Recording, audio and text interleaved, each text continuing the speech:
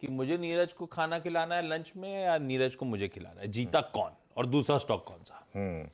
तो एक काम करते हैं, पहले दूसरे स्टॉक से स्टार्ट करें। ठीक है ना, क्योंकि उसके थोड़ा सा एक सस्पेंस रखते हैं पहले स्टॉक के लिए। जो दूसरा स्टॉक हमारी लिस्ट पर है, टेक्निकली वैसे पहला स्टॉक लिस्ट पर, वो है अपोलो हॉस्पिटल्स का।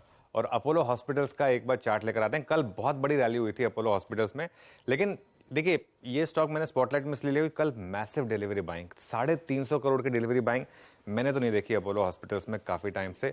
ये चैनल देखिए आप, ये स्टॉक जब चलता है तो इसी तरीके से चलता है। एक बड़ी रैली हुई थी, उसके बाद कोविड के बाद एक क्लियर एक डिक्लाइन आया था स्टॉक में। लोअर लेवल पर अच्छा सपोर्ट लिया इसने, अब अपर लेवल पर आकर देखिए चैनल के बाद एक बार अटका, नीचे आया, अब चैनल को क्रॉस कर लिया इसने। अब आप अगर यहां पर लॉन्ग ले रहे हैं तो ये लाइन आपकी स्टॉप लॉस है, ये जो ग्रीन बार है बस ये आपका स्टॉप लॉस है।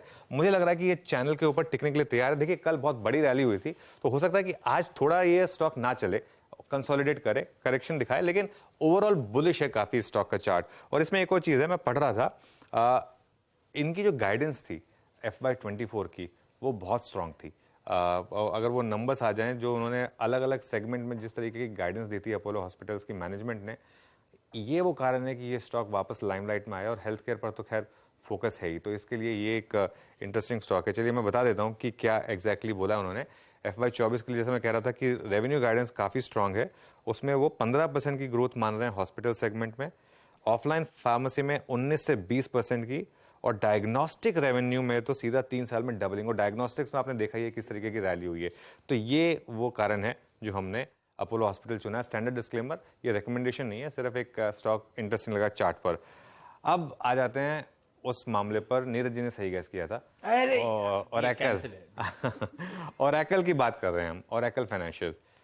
मैं 3 चार्ट दिखाऊंगा आज ओरेकल फाइनेंशियल से रिलेटेड। पहले इंडिया में जो ओरेकल लिस्टेड है उसके चार्ट्स देखते हैं, 1 साल का चार्ट और 2 साल का चार्ट। क्योंकि अगर आप ओरेकल इंडिया का 1 साल का चार्ट, पहले ओरेकल इंडिया का 1 साल का चार्ट लेकर आइए, वो देखेंगे आप तो आपको लगेगा कि इसमें तो ऑलरेडी काफी बड़ी रैली प्ले हो चुकी है। ठीक है ना, पिछले कई दिनों में देखिए किस तरीके से यहां से एक वन वे रैली। ठीक है, लेकिन अब जरा ओरेकल का 2 साल का चार्ट लेकर आइए, ओरेकल इंडिया का ही 2 साल का चार्ट लेकर आइए। ये देखिए ये स्टॉक कहां ट्रेड किया करता था, अब कहां ट्रेड कर रहा है। गूगल करिए आप ओरेकल में क्या चल रहा है ग्लोबली, ओरेकल यूएस में, जो नीरज वाजपेयी भी लगातार 2-3 दिन से आपको मेंशन कर रहे हैं। अब ये यूएस का चार्ट देखिए, ये एक वन वे रैली यहाँ पर, और एक अलग ही क्लाउड में, ये एक अलग ही जोन में एंटर कर रहा है ओरेकल का जो ग्लोबल स्टॉक है। ओरेकल इंडिया में ओरेकल की ऑलमोस्ट 73% होल्डिंग है आशीष, और उसमें उसके बाद म्यूचुअल फंड्स और बाकी सबकी होल्डिंग्स मिला लें आप, फ्री फ्लोट बहुत कम है यहाँ पर, सिर्फ 5 या 6% फ्री फ्लोट है।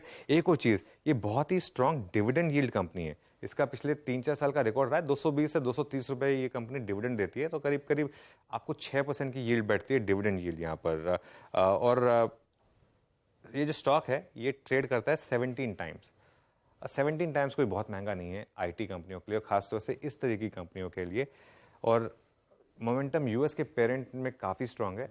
और एक चीज, ये आगे जाकर कभी ना कभी एक डीलिस्टिंग कैंडिडेट भी होगा, क्योंकि 73% पेरेंट के पास है।